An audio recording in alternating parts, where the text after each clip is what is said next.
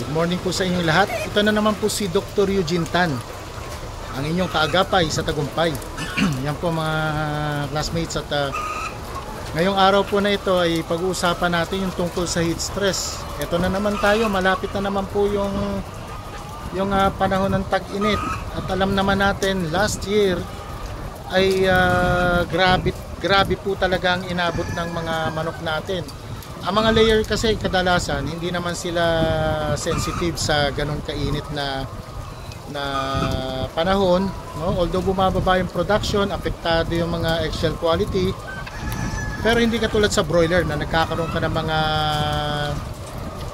heat stroke at talagang hindi kumakain.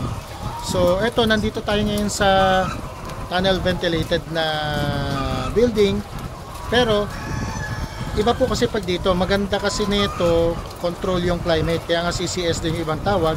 Ang basic lang naman na kailangan dito para makombat yung heat stress is dapat gumagana po ng maayos yung inyong cooling pads at yung inyong fan. Dapat may corresponding na wind velocity rin po siya. So gagamit ka ng mga parang katulad ng mga wind barometer, ganun.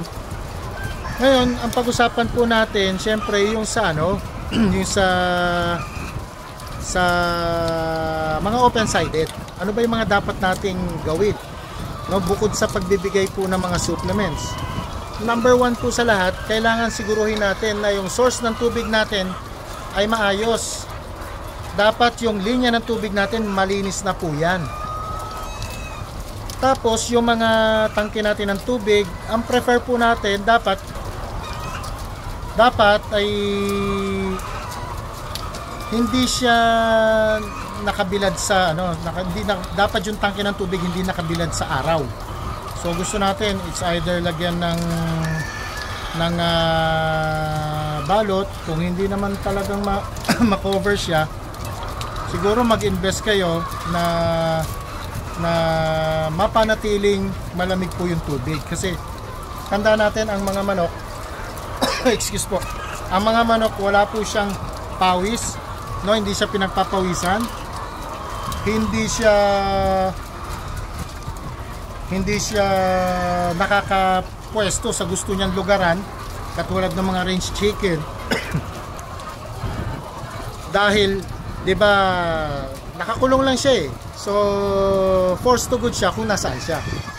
So yon, number one, linya ng tubig, source ng tubig, yung tangke ng tubig dapat hindi nakabilad, yung ventilation natin dapat tama, yung mga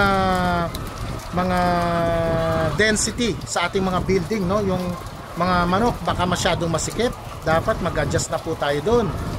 Tapos sa feeding management naman, ang suggestion ko lalo na po sa layer, sa malamig na part kayo magpatuka, no, doon nyo ibuhos lahat yung majority ng inyong feeding.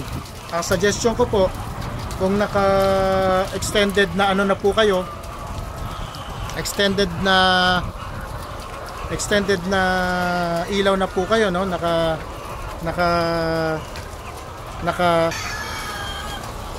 artificial daylight na po kayo, yung majority ng feeding nyo, yung 60%, lagay nyo po sa umaga. Kung 4 o'clock kayo nagbubukas ng ilaw, kung 5 kayo nagpapakain, doon nyo ilagay yung 60%. At kung nagpapakain kayo ng tanghali, medyo bawasan nyo yun, or wag na muna kayo magbigay doon. Ang gawin nyo, yung mga feeds sa ibang mga feeding trough na sobra, lipat nyo lang po sa ibang patukaan na wala ng laman.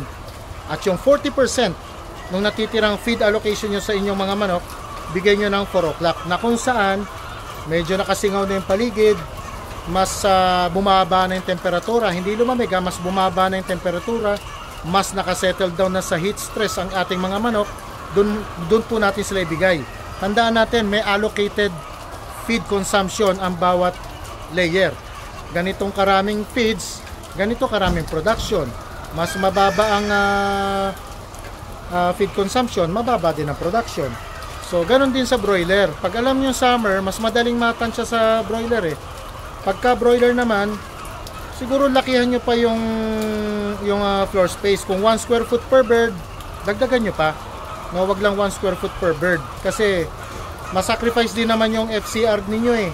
Yung ADG, tsaka yung mortality, syempre kung natapat ka ng summer. So yun, sa mga gamot naman, ang mga makakatulong, yung basic, yung mga betaine, vitamin C electrolytes, multivitamins electrolytes. Sa feeds naman, merong mga sodium bicarbonate, no? Merong mga specialty na medication na ibibigay rin po na maaari natin makuha at magamit. Sa mga menthol naman, huwag nyo pong sosobrahan kasi pag sinobrahan nyo naman yung menthol, giginhawa yung manok pero yung water consumption niya medyo mababa din. So sundin nyo lang yung manufacturer's recommendation, yung recommendation ng vet nyo.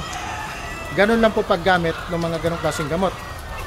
Meron din naman yung mga stress inhibitors katulad po ng mga amino GABA, yung mga bagong lumalabas ngayon. Makakatulong rin po yun.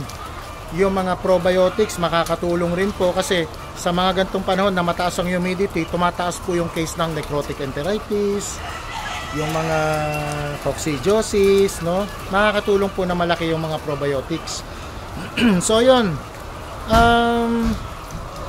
I hope meron po kayong napulot ngayong araw na ito. At sa susunod naman po ay atin pong i-discuss yung mga remedy pag ikaw ay inabot ng heat stroke. So muli, ito po si Dr. Eugene Tan. God bless po sa inyo lahat.